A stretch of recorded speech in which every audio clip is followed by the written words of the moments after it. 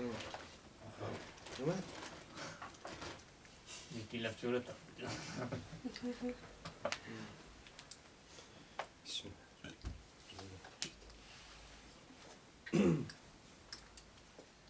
Allahu Ekber, Allahu Ekber. Allahu Yoldur Ekber, ya, üzerine oturan korunduğunu. Allahu Ekber. Eşhedü en la ilahe illallah. Eşhedü en la ilahe illallah.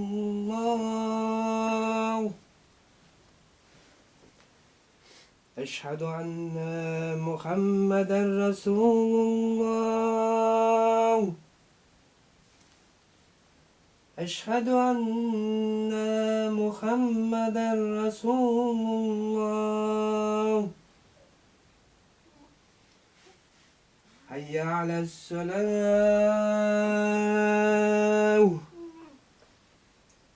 Hayya alassalah.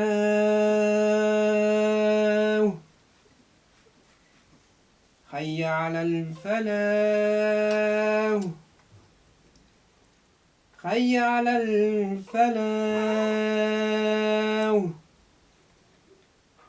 Allahu Ekber, Allahu Ekber.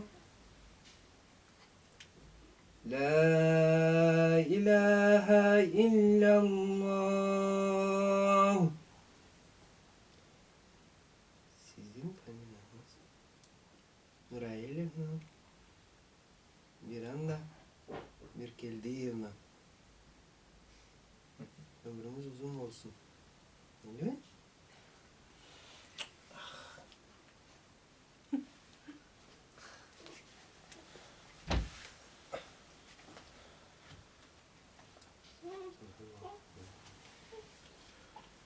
Allah'ım kendine saklasın.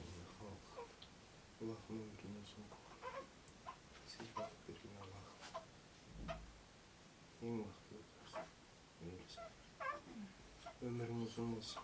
Allah'a emanet olun. Allah'ım. Allah'ım.